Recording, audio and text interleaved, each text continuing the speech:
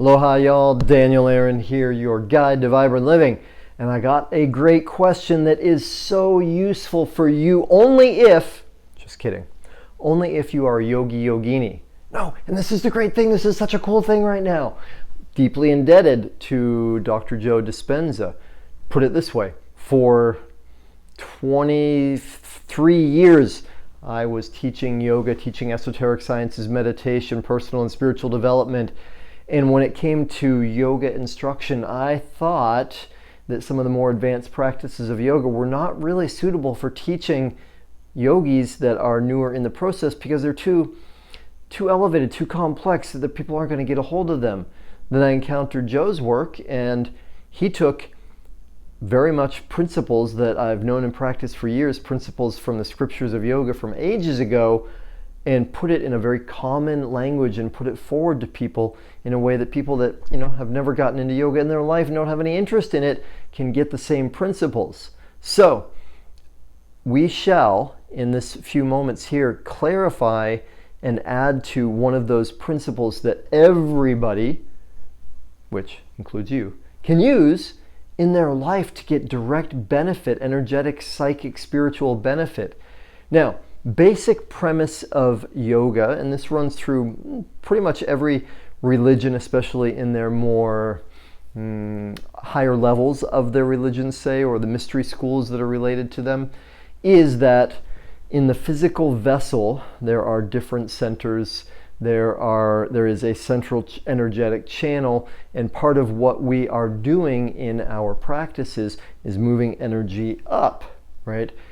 If you look at Buddhist iconography, you always see pictures of the Buddha with this it's not called a halo there, aura, right? And those pictures of that. Although sometimes it looks like a durian, which is great, exciting. Maybe there's some mystery there too. Then, of course, in the Christian tradition, there is the halo, right? And the halo signifies illumination, right? In simple yogic breathing, which a lot of people have come to, there's one called Kapalabhati, often translated as breath of fire, and it is where you rapid exhale, contracting the belly, and the idea of it, what Kapalabhati really means is shining skull. Doesn't mean you have to have a shaved head like me. What it is when you direct energy up, we activate the higher elevated spiritual centers, compassion, oneness, intuition, the third eye, the pineal gland, the pituitary gland. Incredible spiritual benefits as well as health benefits. Now, let's make this a little bit more practical and actionable for you. There are lots of ways that we can move that energy up, including just intending it, right? Imagining it can be very powerful, a little bit more subtle. As well, there can be the squeezing of the lower centers like a tube of toothpaste to push the energy up.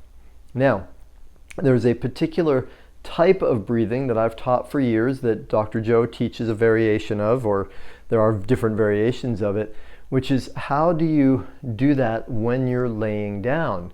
And it's a little bit easier for a lot of us to grok when we're sitting up, it's moving up. So when you're laying down, right, it's easier to work with it if you take a big breath in, expand the belly, expand the chest, right? You fill up as much as you can. The breath might come all the way up to the collarbones.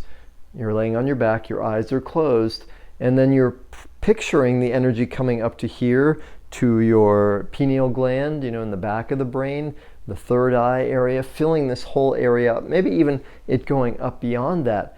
And then as you are maximally full, holding your attention there because energy goes where your attention is, then you can squeeze down at the bottom just with your internal muscles, intrinsic muscles, belly muscles, right? Squeeze there to press more of that energy up, more of that breath, more of that vitality up without letting any air out. You're totally full here, and you might have even taken a little bit more in after you thought you were full.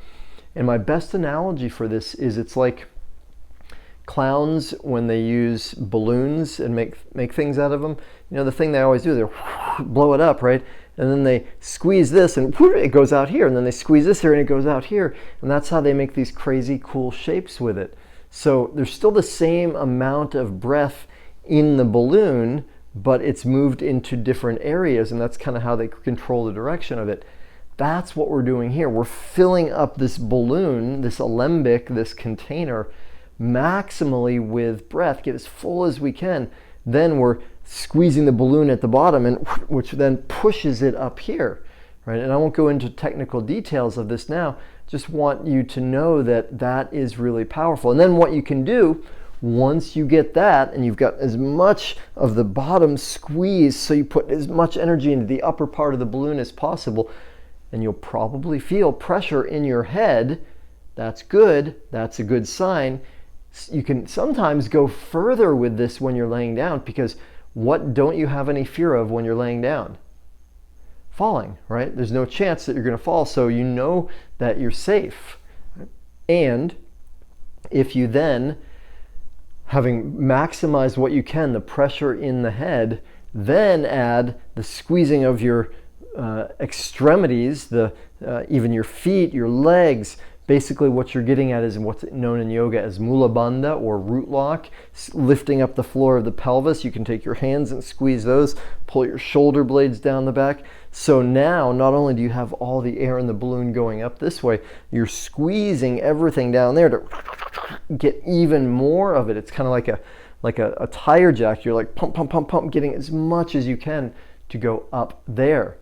Then, I know I said I was going to be finished in a minute, but this is exciting, right? And trust me, if you do this and do it a few times, you will feel the benefits. Super powerful. Now, so then what do you do next? Hold it as long as you can. Keep that pressure up there, right? And because you're full of breath rather than empty on breath, you probably can hold it for quite a while. If you get really advanced with it, you can hold it, squeezing, getting all of that up there, and relax at the same time. Challenging, yet possible, right? So you hold it up there as long as you can, and then finally when you exhale, do it through the mouth.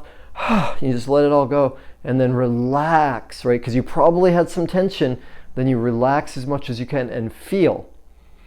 What's even better then is to do it again. Go right back at it, do it again, so that you take it further, take it further, take it further. And sometimes I do this for 5 minutes, sometimes 10, sometimes 20 minutes.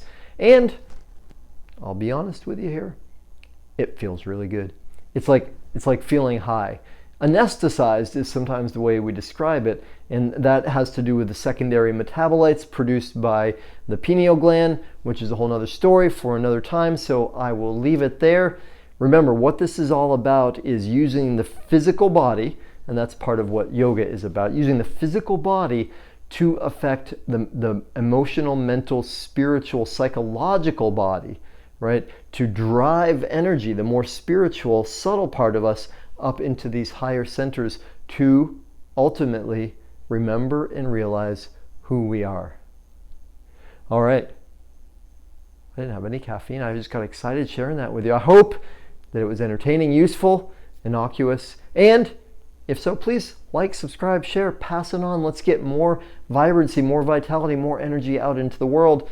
Y'all, thank you so much for tuning in. Aloha.